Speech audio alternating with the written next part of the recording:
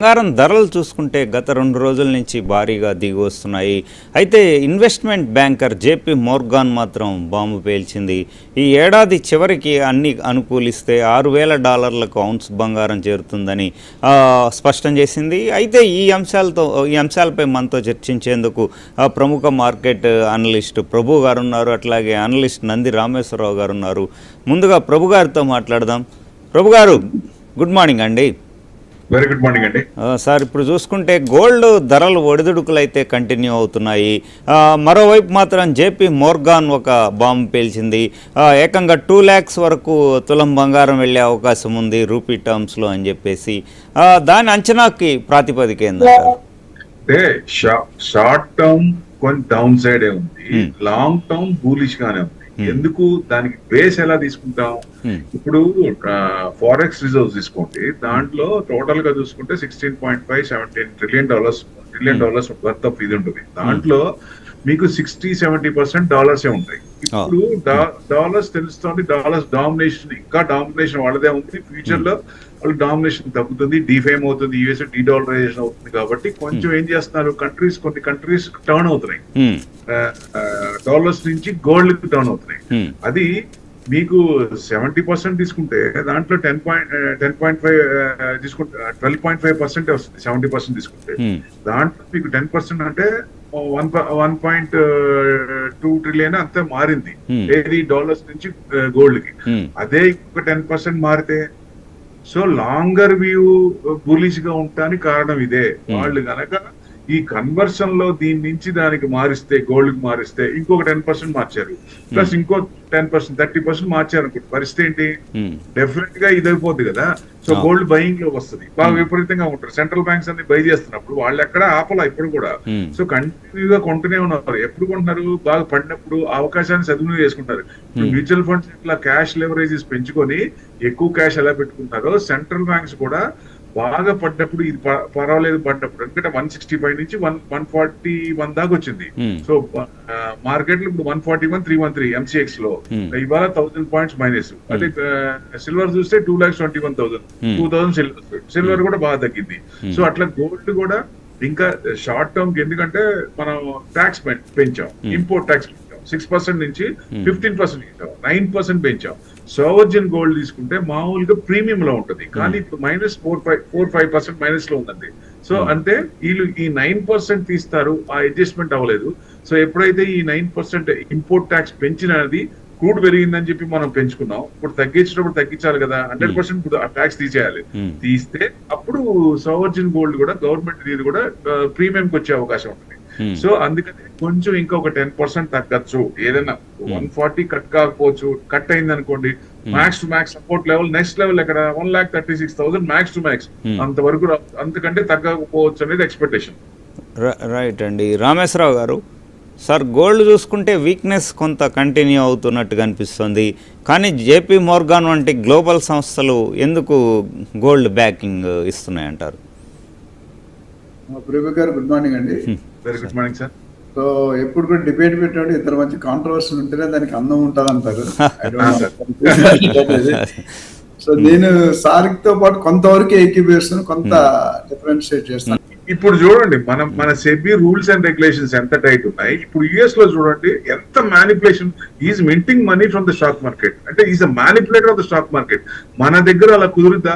నేను అనేది 100% ఉండదని నేను అన్నా, కొంత పర్సెంట్ ఉంటది, కానీ శీతకన్ను పైన ఉంది. సెబీ స్ట్రింజెంట్ రూల్స్ ఉన్నాయి.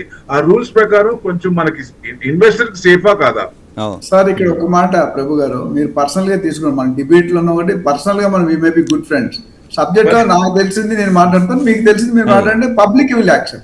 అయితే మీరు రూల్స్ అన్నారు కదా సార్, అంటే positive sense, don't take me any sense negative. Rules are made for bad people, but rules are followed only by good people. ఇప్పుడు ఎన్ని కంట్రోల్స్ రేరా ఉంది, మీ స్టాక్ మార్కెట్ ఉంది, సెబీ ఉంది, ఇవన్నీ చెప్పిన మనం వింటాం. నరేంద్ర మోడీ గారు గోల్డ్ కొనొద్దు అన్నారు, ఎంతమంది మానేశారు కొన్నాం? So rules are there and rules are made with loopholes. నా ప్రకారం నాను ఓకే, దట్స్ మీరు కంటిన్యూ చేయండి. నెంబర్ అదర్ పాయింట్ ఏంటంటే, ఈ గోల్డ్ అనేది 1950లో చూసుకుంటే నాకు తెలుసు 29-30 రూపాయలు ఉంటుంది తులం. 1993-94లో 4,000-4,500 ఉంది 24 క్యారెట్ బంగారం అన్నాడు. అట్లా కరోనా టైంకి 2012-13లో 28,000 నేను కొన్నాను కూడా నాకు ఐడియా ఉంది. అట్లా కరోనా టైంలో 50-60,000. ట్రంప్ గారు ప్రెసిడెంట్ అయిన దాకా 70-75,000 ఉండేది. కానీ ఈ రోజు మునిపు ఎన్నడూ గోల్డ్ లో రేటు పెరిగినట్టు ఈసారి పెరిగినట్టు ఎప్పుడూ పెరగలేదు లైఫ్ టైం మీరు చూసుకోండి.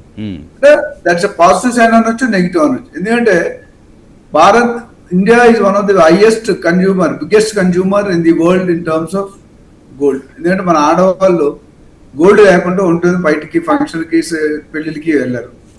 రెండోది ఏంటంటే సెంట్రల్ బ్యాంక్ రిజర్వ్స్ అనేది they started by when are the rate is low కొంటూ పోయారు. కొన్ని నిధులు ప్రతి కంట్రీ కూడా సెంట్రల్ రిజర్వ్స్ అని ఉంటాయి. పివి నరసింహారావు గారు ప్రైమ్ మినిస్టర్ ఉన్న టైంలో మొత్తం ఇండియా బ్యాంక్రప్ట్ అయిపోయింది. మన్మోహన్ సింగ్ గారు వచ్చి మొత్తం సెటిల్ చేసి ఇవన్నీ అయినాయి. ఎప్పుడైనా యుద్ధాలు అయినప్పుడు అది ఇన్కమ్ లేనప్పుడు they will use there net reserves అనేది సెంట్రల్ రిజర్వ్స్ అనేది ఉంటుంది. రెండోది ఏంటంటే జియో పొలిటికల్ కండిషన్ అన్నారు sir. Political condition definitely matters a lot.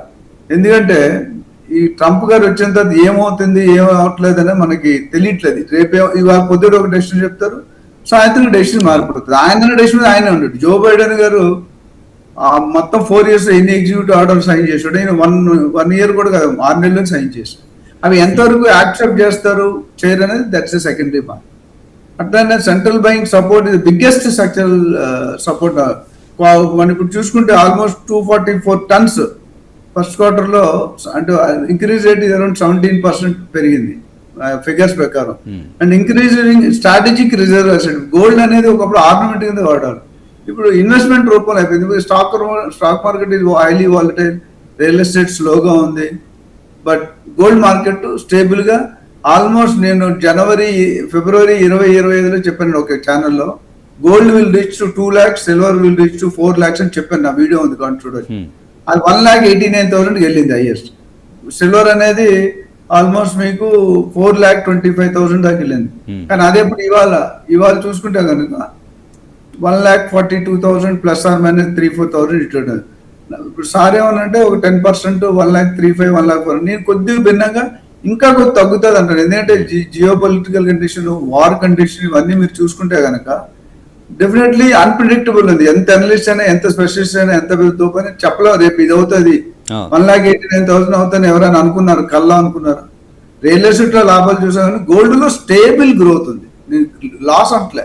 It always stable growth on gold.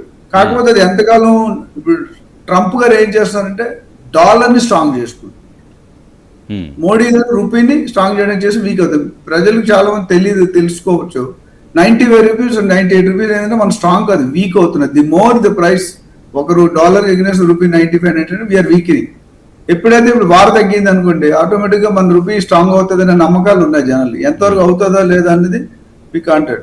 And gold important point, it has no comparative risk లేదు. అంటే compare to other assets gold కొద్దిగా risk అనేది తక్కువ. ఇప్పుడు unlike government funds individual బాడీగా operate చేస్తున్నారు.